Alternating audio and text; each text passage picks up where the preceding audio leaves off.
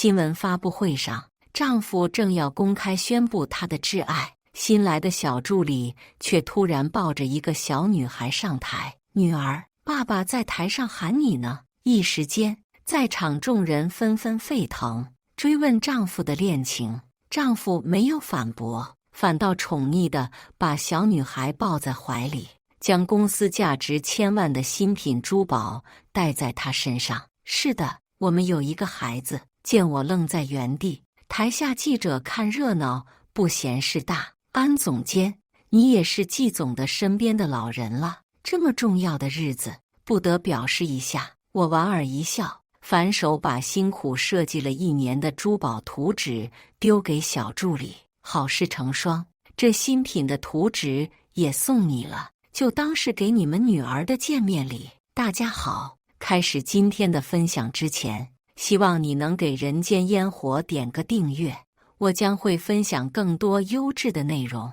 看到我把图纸送给新人林浅浅时，众人只是愣了片刻，便纷纷起哄了起来。不愧是安总监，出手就是大方，这么宝贵的图纸说送就送，这图纸可是倾注了你整整1年的心血呢。安总监，你对季总女儿这么宠，不然你干脆当她干妈好了。林浅浅一听，高扬起下巴，朝我投来得意的目光。丈夫季彦修却是薄唇紧抿，幽深的眸子死死盯向我。看着他尴尬的模样，我只觉得好笑。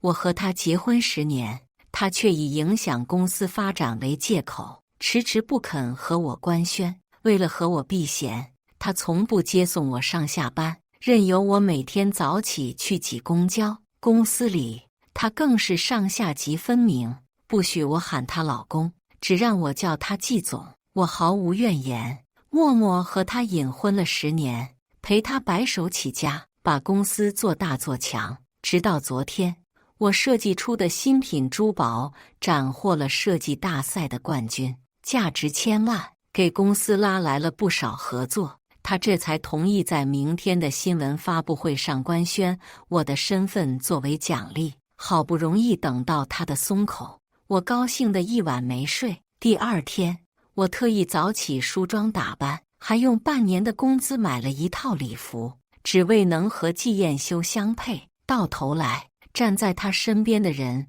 却不是我，我俨然成了最大的笑话。若是之前，我肯定会气得大吵大闹，但现在，我只是一脸平静地看着台上的一家3口。祝你们一家3口天长地久。季彦修眸子变冷，张嘴想说什么，但他话还没说出口，就被一旁小女孩的哭声打断了。林浅浅拉了拉季彦修的衣角，彦修，朵朵好像被吓哭了。闻言，季彦修瞥了我一眼，冷声低喝：“看你干的好事。”说完，他大手一挥，将我推到一旁。这之后，他抱着朵朵，牵起林浅浅的手头，也不回地离开了会场。被季彦修这么一推，穿着恨天高的我当场崴脚摔倒在地，头更是撞到了香槟塔上，玻璃杯纷纷砸在我身上，背上传来一阵钝痛，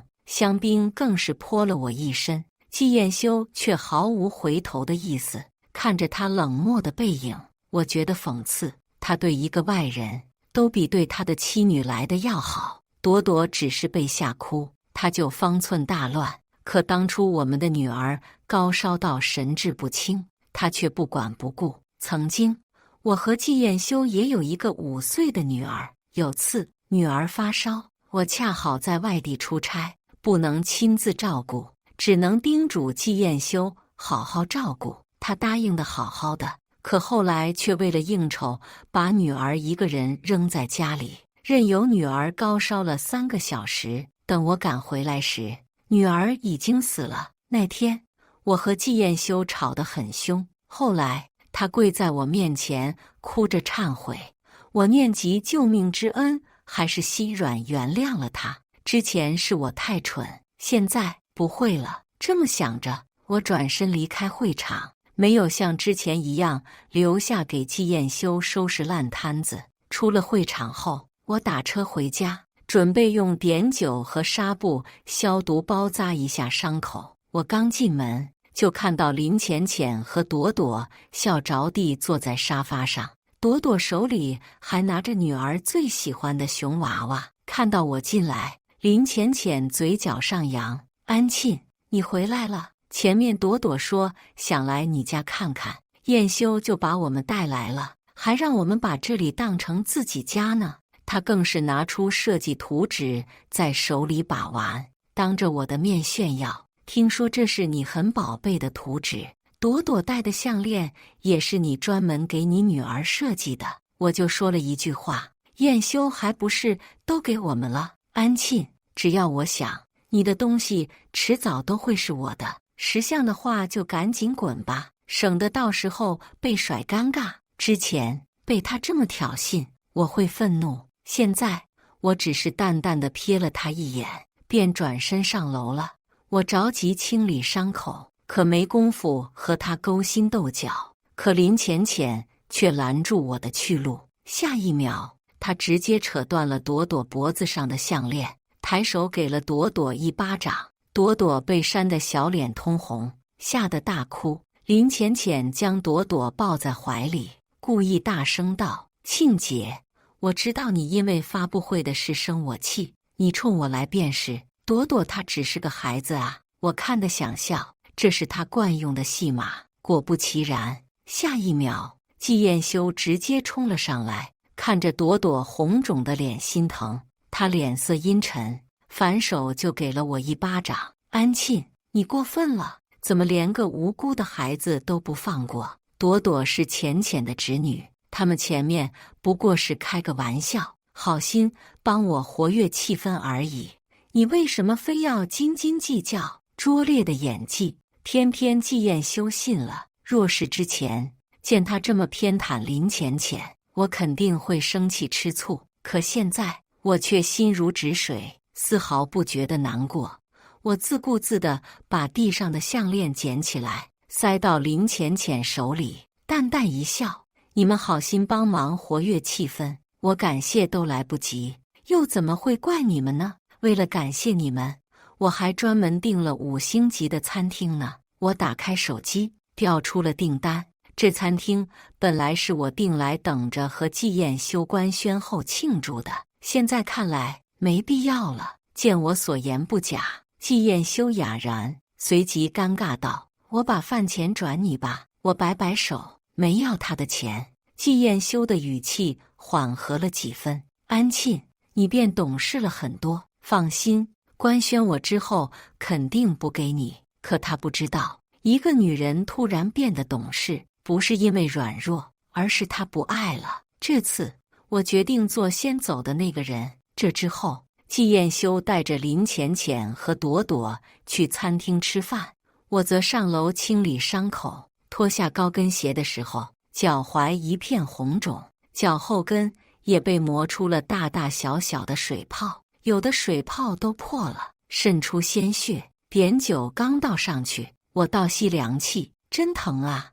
我向来不喜欢高跟鞋，但季彦修喜欢，尤其喜欢看我穿。这些年，为了迁就他的喜好，我便一直强迫自己穿，尽管每次脚都会被磨破出血，我却甘之如饴。现在想来，之前的我真是太蠢了。清理完伤口后，我换上了舒适的拖鞋，反手把高跟鞋扔进垃圾桶。相比磨脚的高跟鞋，我还是更喜欢舒适的拖鞋。这一次，我不想再迁就别人，我想为自己而活。想到这儿，我果断拿出手机，给一直对我有益的大公司发去了消息：“你们的合作，我同意了。”对方秒回：“安大设计，你可算是想通了，报到时间你定。”我们随时恭候。这家大公司是江城的龙头企业，他们老总一直很看好我的业务水平和设计能力，频频给我抛来橄榄枝，工资和福利待遇也很可观。可我之前都拒绝了，只因季彦修需要我，公司大部分的业务都是靠我撑着的，新品也都仰仗我的设计图纸。我放弃前途，心甘情愿地留在季彦修身边当牛做马。可公司做大做强后，他却过河拆桥，将我一脚踢开。这一刻我才知道，真心换不来真心。之前女儿的事情，我看在他曾救过我的份上，选择了原谅他。这次我不欠他什么，我们彻底两清了。想到这儿，我回复大公司，明天就去报道。这么想着，我买了明天最早的一趟机票，之后便开始收拾行李。收拾行李的时候，我才发现自己的东西连一个行李箱都装不满，柜子里都是季彦修的西装和领带，我的衣服只有几件洗到发白褪色的裙子，唯一值钱的东西是他给我买的金手镯，虽然是10几年前的老旧款式，我却视若珍宝，因为这是季彦修用第1桶金给我买的礼物。20多岁的他笑容明媚，眉眼温柔地把手镯给我戴上，许诺会爱我一辈子，还说之后有钱了会给我买一屋子的首饰。可真等他有钱了，却再没给我买过一件像样的首饰。7周年的时候，我忍不住想让他送我一套首饰，他却恼了，骂我败家乱花钱，不懂体谅他赚钱的辛苦。那之后，为了治我花钱大手大脚的毛病，他限制了我的开销，但凡超过200元都得向财务申报审批。曾经的爱人莫名突然变得陌生了起来，是从什么时候变了呢？或许是从林浅浅出现的时候。自从林浅浅出现后，季彦修的心就悄悄地飞走了。他严格限制我的每一笔开销，精确到几毛几分。可对林浅浅，他却出手大方，只因林浅浅的一句想要，他便毫不犹豫地买下价值1000万的钻石项链送给他。他向来上下级分明，不允许我在办公室里和他过多交流，可却允许林浅浅开玩笑地唤他彦修哥哥。不仅如此，他更是在工作时间带着林浅浅去吃海底捞，去看电影。思索间，手镯不慎掉落在地，我捡起一看，发现手镯表面被蹭掉了一层皮，里面泛出黑色。这镯子是假的，我觉得可笑。这段感情从一开始就是个错误，偏偏我还傻傻地坚持了这么多年。好在现在醒悟还为时不晚，我把手镯扔进垃圾桶，更是剪碎了和季彦修的所有合照。这时手机响了，是林浅浅更新的朋友圈。照片里，季彦修抱着朵朵，任由朵朵沾满油的小手在他高定的西装上乱蹭，满眼宠溺。林浅浅靠在他身旁，笑着喂他吃沾满自己口水的牛排，他也是毫不嫌弃地吃下。我觉得讽刺至极。洁癖如他，之前女儿好心给他冲泡咖啡，不小心把咖啡泼到了他的皮鞋上，他气得骂了女儿1个小时，还把女儿关到地下室反省，一整天都不给吃喝。女儿的身体就是那个时候被饿坏的，才会身体虚弱，经常生病。而之前我只是不小心拿错喝了她的水杯，她便当着我的面把杯子摔了，满脸嫌弃，真恶心。感情她只是对我们母女洁癖，嫌弃我们母女恶心。我冷笑一声，反手点了个赞，这更坚定了我要走的决心。我加快了手上的动作，收拾完后，我也有些累了，便洗了个热水澡，美美上床睡觉。我刚睡着没多久，就被一阵敲门声吵醒，不用想也知道是季彦修。季彦修嫌输密码麻烦，习惯让我给他开门。之前他都不用敲门，只要喊一声，我便会巴巴地跑去给他开门。但现在我只是翻了个身，便继续睡觉。迷糊间，我正要进入梦乡，下一秒，季彦修却怒气冲冲地踹开房门，啪的一下把灯打开，怒吼道：“安沁，你聋了？明明没睡，为什么不起来给我开门？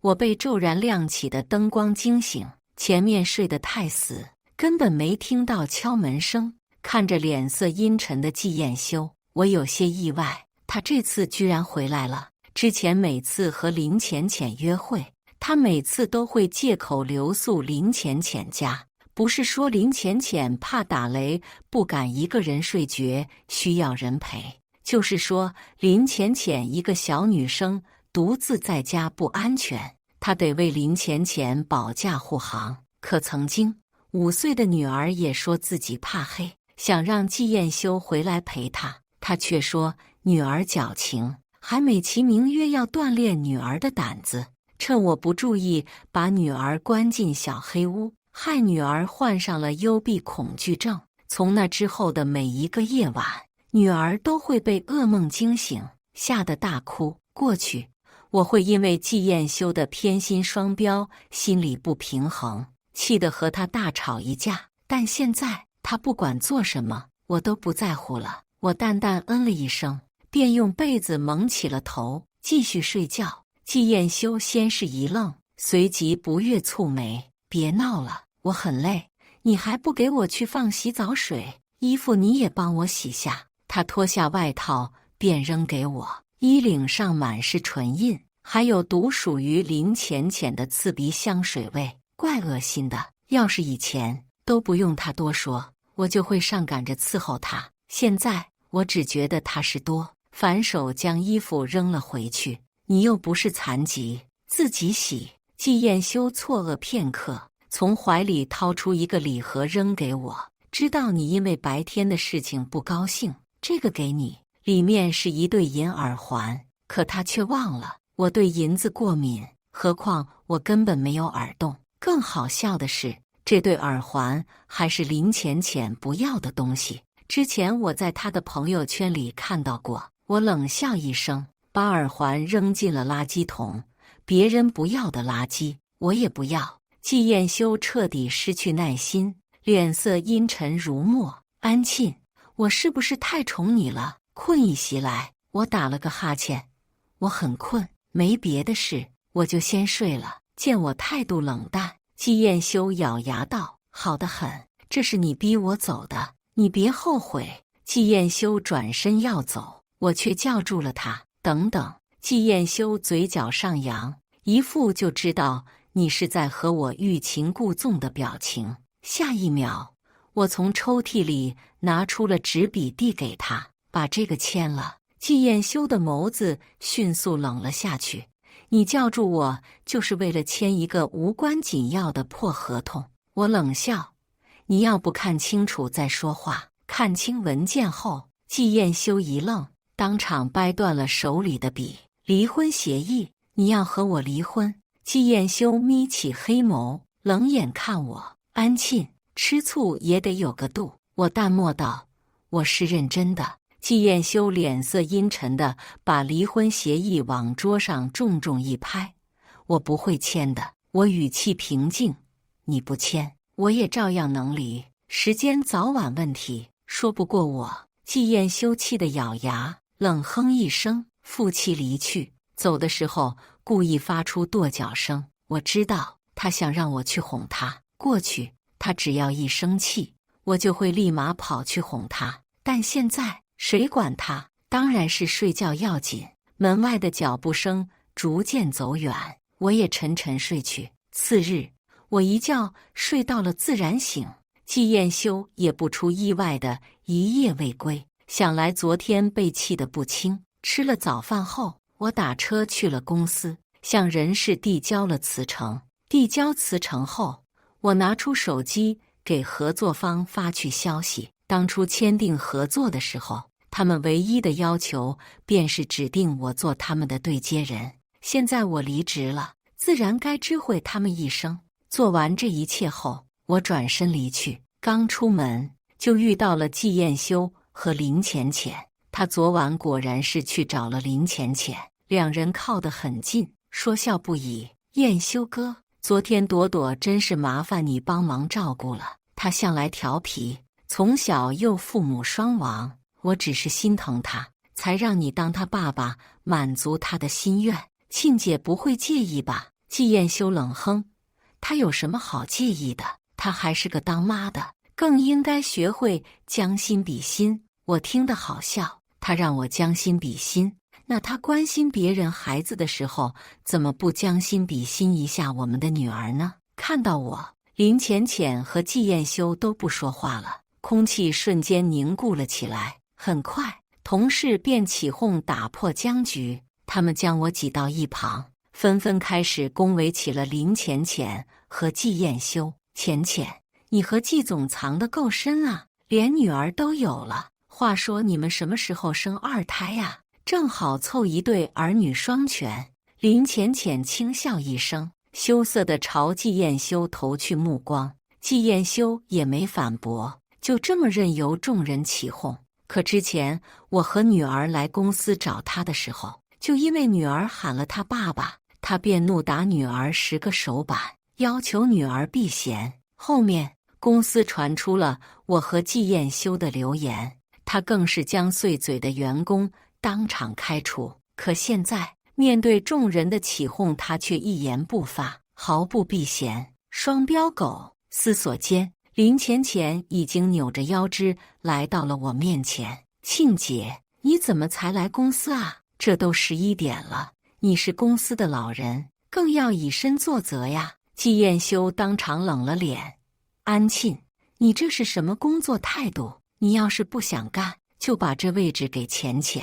论能力，他完全在你之上。我仿佛听了个笑话。季彦修明明知道公司的业务全都仰仗于我，林浅浅连打印文件都不会，他却说林浅浅能力在我之上。我清楚，他就是借机羞辱我，想逼我妥协。但我现在着急赶飞机，可没空陪他们玩职场那一套。想到这儿，我冷声道：“不用那么麻烦，我已经辞职，现在就可以让位。”林浅浅见状，假意挽留：“庆姐，现在可不是赌气的时候，你年龄就摆在这儿，辞职了去哪儿再找这么好的工作？当保洁怕是都未必有人要。再说公司新品马上就要上市了，现在离职也太亏了吧？”被他这么一拱火，季彦修更恼，冷声道：“浅浅，别劝他，让他走。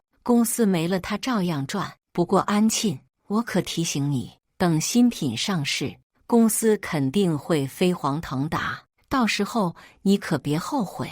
后悔的是谁还不一定呢。他们不知道，整个公司只有我掌握了技术核心，没了我，他们连样品都交不出来，还上市？做梦呢！”我冷笑：“恐怕你等不到那个时候了。”季彦修疑惑皱眉：“什么意思？”这时他电话响了，是合作方打来的。季彦修顿时嘴角上扬，满眼得意。合作方肯定是来商量新品上市的事情，这下你后悔也来不及了。为了刺激我，他还特意开了免提。可下一秒，合作方的话却当场泼了他一盆冷水。为什么最新的样品还没送来？今天之内不把样品送来，你们公司就等着赔3个亿的违约金吧！季彦修当场愣在原地，眉毛紧皱成了一个川字。什么样品？他话还没说完，合作方已经不耐烦地挂断了电话。我勾唇冷笑：“季总，当初签订合同的时候，里面可是有专门的一条，必须在规定时间内提交最新的样品，难道你忘了？”季彦修薄唇紧抿，脸色铁青。林浅浅有意无意地看了我一眼，趁机拱火：“庆姐，这样品是你负责的吧？我知道你还在为昨天的事生气，但你再怎么样也不能把个人的情绪带入到工作中啊！公司一旦违约受损的可是大家的共同利益。”林浅浅这么一阴阳，同事纷纷朝我投来鄙夷不屑的目光。安总监，做人不能太自私，你不能只顾自己，一点都不考虑我们呢。就是真出了事，连累的还不是我们。面对同事的谴责，季彦修不曾开口替我说话，反而冷声呵斥道：“安沁，收起你的小脾气，赶紧做样品去。”我冷声拒绝：“不去。”季彦修顿时黑了脸：“够了！难道要因为你一个人耍脾气，就陷整个公司于不顾吗？我之前怎么没发现你这么自私？”我莞尔一笑，反手把刚拿到手的离职报告甩到季彦修面前：“是吗？可我已经离职了，我已经不是这里的员工了，公司怎么样都与我无关。”看着我手里的离职报告，季彦修错愕片刻，咬牙道：“离职？你什么时候？”随即他像是想到了什么的样子，气得当场把人事叫了出来，对着人事就是一通怒骂：“没有我的允许，谁让你给他办离职的？”人事缩了缩脖子，一副欲哭无泪的模样。可安沁他说她是你老婆，还拿出了你们的结婚证。季总，我总不好拦着你老婆吧？我知道季彦修不会允许我离职的，所以来之前我特地带上了结婚证。隐婚10年，我从来就没有感受过这个婚姻给我带来的福利，现在也算是物尽其用了。闻言，同事才知道我和季彦修的关系，不由瞪大双眼，震惊不已。什么？这么说，安沁她才是总裁夫人？那林浅浅岂不是小三？说着，众人纷纷朝林浅浅投去审视的目光，眼里满是鄙夷和不屑。原来是小三啊！那之前他还上台，真不害臊。前面还趾高气昂的林浅浅，在众人的议论下，瞬间尴尬的红了脸。他拉了拉季彦修的衣角，一脸委屈地看着他：“彦修哥。”果不其然，季彦修一如既往地将林浅浅护在身后，指责我的不懂事，又是离职又是离婚的，你闹够没有？浅浅只是开个玩笑，你都这么大人了，好意思和她一个小女孩计较？昨天我只是看朵朵可怜，便想满足一下她的心愿，你怎么就非揪着这事不放？我心中冷笑，呵，有空帮别人的孩子满足心愿，却没空给自己的女儿满足心愿。女儿最大的心愿便是让季彦修带她去迪士尼玩，但他每次都借口忙，让女儿再等等。可他嘴上说着自己忙，却有空陪林浅浅过生日。女儿这一等就是5年，甚至他到死都没等来季彦修兑现的承诺。见我思索，季彦修以为我听进去了，神色缓和了几分，但依旧语气冰冷：“愣着干嘛？还过来给浅浅道歉？还有，样品尽快完成，别拖了大家的后腿。”我冷笑一声，一把推开他：“我已经不是你们公司的人了，你爱找谁找谁，让开，别耽误我赶飞机。”季彦修一愣，立马拉住了我的手：“赶飞机？你要去哪儿？”就在这时，我的手机响了，是大公司打来的电话：“安大设计，您大概几点能来我们 M 集团报道？我们好提前派人去机场接你。下午3点。”麻烦了。前面接电话的时候，我不小心碰到了免提，电话的内容大家都听得一清二楚。众人得知我去了大公司后，纷纷倒吸一口凉气。什么？安沁居然跳槽去了 M 集团？那可是全国500强的企业，难怪要离职。要我也离。林浅浅朝我投来极恨的目光，整张脸扭曲到变形。季彦修则是脸色阴沉，伸手将把我拉到了他的办公室里。一进去，他就把门锁上。下一秒，季彦修将我抵在墙上，黑眸闪烁着怒火：“安沁，翅膀硬了是不是？没有我的允许，你怎么敢跳槽？”我推开季彦修，一脸冷漠：“放手，你弄疼我了。”季彦修看到我手上鲜红的手指印后，眼里闪过一抹愧疚，语气缓和了几分：“安沁，我知道你介意昨天浅浅抢了你官宣的事，那我现在联系记者，官宣你的身份，这总行了吧？明明是妥协的话，但从他嘴里说出来，却成了一种命令，一种施舍。季彦修一直都知道我在意的是什么，只是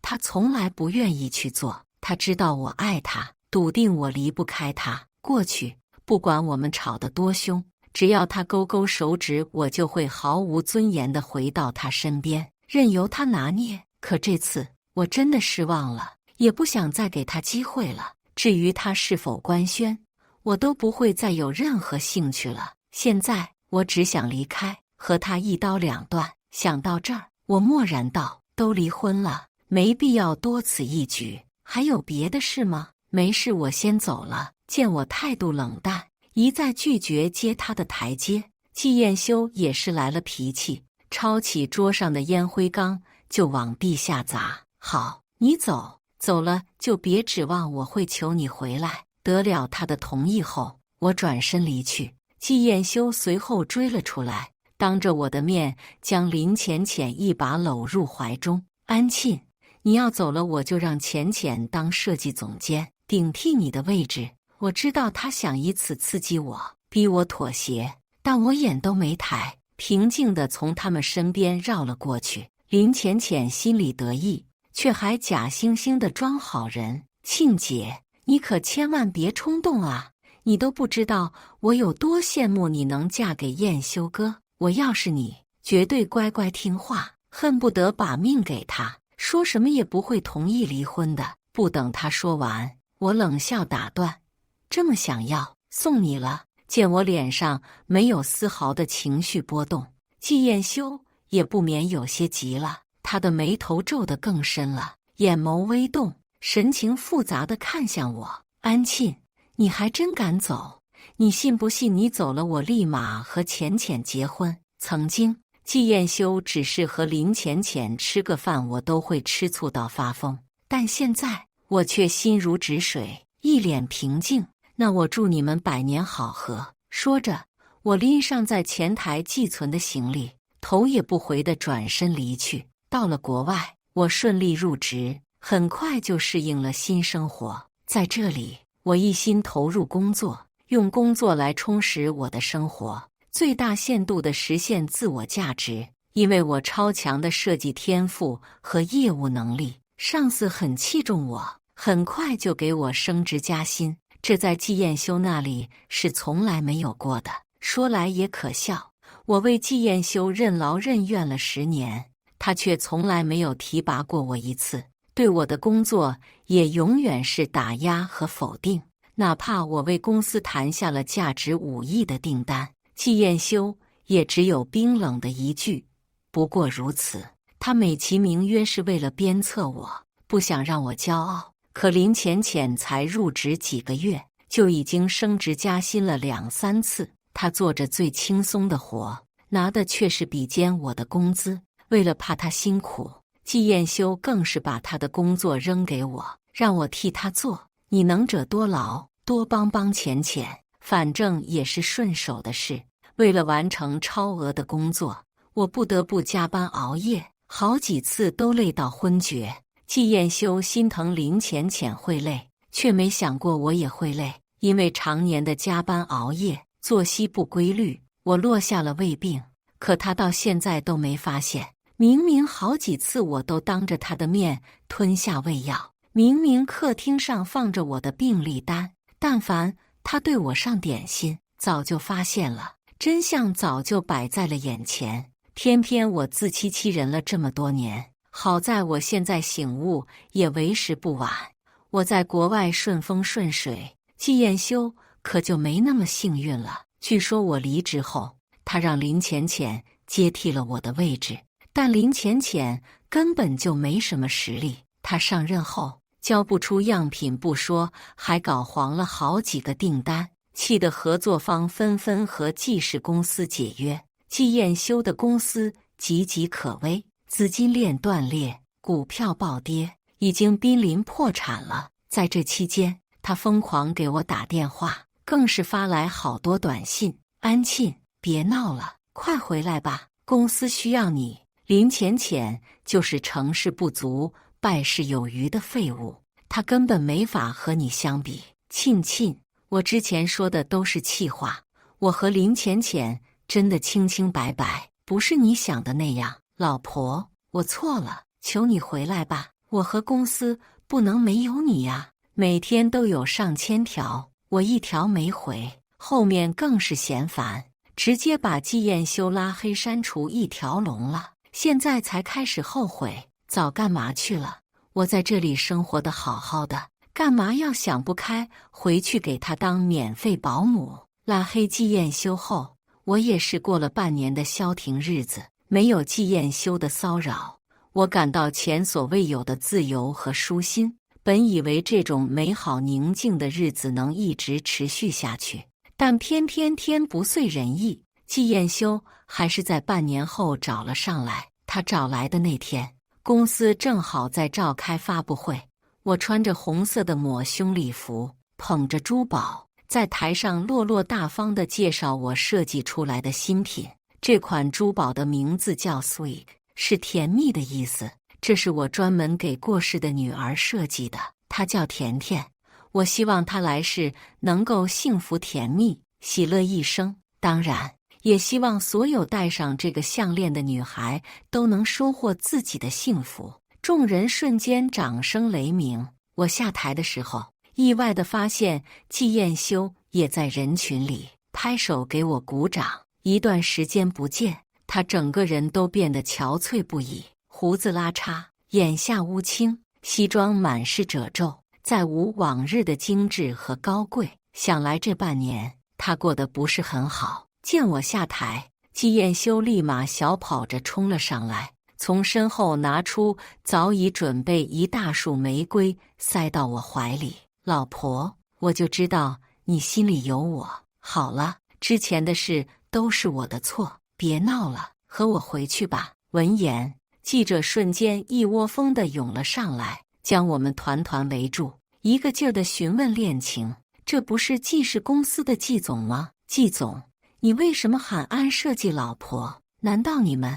季彦修点头承认：“是的，我们结婚了。”在场众人皆是一副吃到大瓜的模样，议论纷纷起来。什么？季总和安设计居然是夫妻？这就是强强联合。季彦修趁机搂过我，笑道：“老婆，你不是一直想官宣吗？我看我们就借此机会公布恋情好了。”老婆，别冷着脸，你倒是说句话呀，这么多人看着呢。我知道季彦修是想用舆论道德绑架我，他故意当着这么多人的面承认，就是想赶鸭子上架，逼我妥协。哪怕到了现在，他还没学会尊重我。看来有些人的自私薄情是刻在骨子里的，可惜我早已不是当初那个任他拿捏的安庆了。之前我都被他当着众人的面那么羞辱了，真以为我还会在乎这些？我下头至极，嫌弃地将季彦修一把推开，更是当众把他送的玫瑰扔到地上，一字一顿道：“季彦修，我们已经离婚了，请你自重。”听我这么说，众人瞬间议论了起来，纷纷朝季彦修投去鄙夷的目光。原来季彦修只是前夫啊！既然都离婚了，还来纠缠安设计干嘛？真够下头的。就是一个合格的前任，就应该像个死人一样，永不打扰。众目睽睽之下，被我下了面子。季彦修尴尬地咬紧了牙关，脸色更是阴沉的能滴出水来。他一把拉住我的手，想把我强行带走。老婆，这么多人看呢，别闹脾气了。我一脸冷漠，谁闹了？我一直都很认真。放手，你这是恶意骚扰。季彦修不仅不放，反而加大了手上的力度。不可能，你心里明明就有我，为什么不肯承认？你要是心里没我，怎么会为我们的女儿设计珠宝，还专门用女儿的名字给珠宝命名？我无语地抽了抽嘴角。你少自作多情，我放不下甜甜，和你有什么关系？保安，赶紧把这疯子给我赶走！保安来得很快，他们就要对季彦修动手。强行把她嫁出去。直到这时，季彦修才知道我动了真格，脸上闪过一丝慌乱，语气急促：“老婆，别赶我走，我知道你是生气吃醋了。这样，我立马让人把林浅浅开了，以后只招男助理。”说着，季彦修更是掏出手机，当着我的面拉黑删除了林浅浅，伸出3根手指发誓：“你看，我把他删了，我向你保证，以后都不会和他联系。这样，你能原谅我了吗？”我却是看得想笑。看吧，季彦修心里明明很清楚我在介意什么，可之前他却一直和林浅浅藕断丝连。他不是不知道我会生气难过，只是觉得我会无条件的纵容原谅他，所以有恃无恐的当着我的面和林浅浅亲密，享受这种若即若离的感觉。在这之前，他明明很多次机会可以删掉林浅浅和我重新开始，可他偏不，非要等到我们离婚了，他才开始深情后悔。早干嘛去了？我看着季彦修，冷冷道：“季彦修，我已经原谅过你一次了，这次我不会再原谅你了。你走吧，别来烦我了。”不等我说完，季彦修扑通一声当众给我下跪。他早已红了眼眶，一如当初甜甜死的时候一样，跪在我面前，哭着求我原谅。沁沁，对不起，之前是我太混蛋，我没有考虑过你的感受。现在我真的知道错了，你能不能再给我一次弥补的机会？这次我肯定会好好爱你的。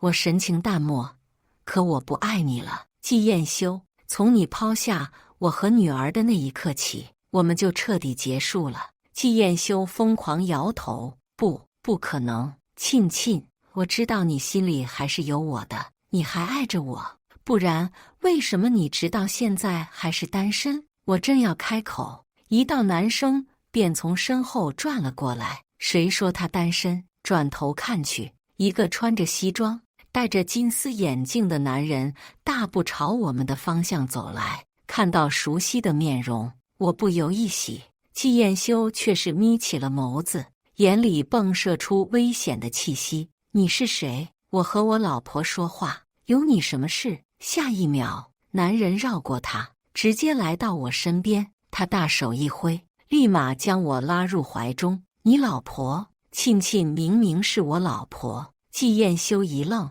满脸不信：“不可能！我知道了，你肯定是沁沁赌气找来气我的演员吧？演出费多少？我给你，你可以滚了。”而后，季彦修又抬眼看我，语气是前所未有的温柔：“沁沁，我真的知道错了，你别再气我了，好不好？”我白了他一眼，顺势挽住男人的胳膊，而后反手调出电子结婚证，对到季彦修的面前：“谁骗你了？介绍一下，这是我老公顾时辰。”而后，我便自顾自地和顾时辰秀起了恩爱，完全把季彦修当成了空气。“阿晨，你来接我了。”顾时辰点头，把准备好的香槟玫瑰送给我。我笑着收下，他将我搂在怀里，宠溺了刮了一下我的鼻尖。“餐厅已经订好了，我们现在就走。”我幸福地点了点头。“好。”看到我和顾时辰的甜蜜互动后，记者纷纷吃瓜，将我们团团围住。“这不是 M 集团的顾总吗？安设计，所以你们真的是……”我对着镜头大方承认：“阿晨是我老公，我们前阵子刚结的婚。顾时辰是我的上司，他很欣赏我的才华，所以从我来这里的第一天就对我各种关心，格外关注。得知我一个人不方便搬家后，他立马过来帮忙，替我搬家。在我感冒发烧后，他更是第一时间的关心我的身体，主动给我买药，送我去医院。住院期间，他更是对我诸多照顾，不仅亲自给我送饭，还坚持不懈地接送我上下班。而在工作上，他也是我的好老师。我做得好的地方，他会毫不吝啬地夸奖；做得不好的地方，他也会严厉指出，并且手把手地教我，帮我改正。和顾时辰在一起的这半年，我才第一次真切地感觉到自己是被爱的。后面，顾时辰在我生日当天向我告白，还为我放了漫天的孔明灯，每一盏灯上都写满了"我爱你"。我被打动，便和他走到了一起，后面更是顺利结婚。而这边见我承认，记者纷纷露出吃瓜的神情，起哄不已，称赞我们天生一对。唯独季彦修脸色灰白地跌落在地，怎么都不肯接受现实。他哭着过来，抓住我的裤腿，哑声道："不可能，我不信，这都是假的。安沁，你明明那么爱我，怎么可能嫁别人为妻？"顾时辰看不过去，一脚就把季彦修踢开，更是杀人诛心道："沁沁那么爱你，你不是也没珍惜？说起来还得谢谢你，要不是你，我也娶不到沁沁这么好的妻子。前夫哥，谢谢你的放手成全。"说着，顾时辰拉着我离去。不曾想，季彦修又追了上来，他仍然不死心："安沁，我们再相伴10年，我才是最爱你的人。他和你不过相处半年，他能有我了解你？"我却笑了："你口口声声说爱我，那你知道我喜欢什么，讨厌什么吗？""当然知道，你喜欢。""喜欢。"季彦修半天答不出来，顾时辰却能对答如流。沁沁最喜欢的花是香槟玫瑰，喜欢的水果是草莓。沁沁讨厌香菜，而且还芒果过敏。我瞥了季彦修一眼，冷笑道："看到了吗？这就是差距。你和我相伴10年又怎样？不照样不了解我？因为你从来就没对我上过心。季彦修，以后别再来找我了，我们再也不见。"说着，我挽着顾时辰的胳膊，头也不回地离去，一如当初季彦修对我那样。据说这之后，季彦修落魄地回了国。他回国没多久，公司就破产了，负债累累，他彻底崩溃了，生活无望之下，直接跳楼自尽。至于林浅浅，听说他被开除后没多久就傍上了新的大款，继续当小三。但这次的原配不是个好惹的，没多久，他直接被原配带人找上门暴打，更是被原配用刀划花了脸，当场毁容。而我不仅事业有成，还婚姻美满，找到了真正爱我的人。3年后，我怀孕了，生下了一个可爱的女儿，我给她取名顾初田。我知道我的甜甜又回来了。以上就是今天分享的故事，大家有什么想说的、想吐槽的，欢迎在下方评论交流，也更希望能给人间烟火点个订阅，我将会分享更多优质的故事内容。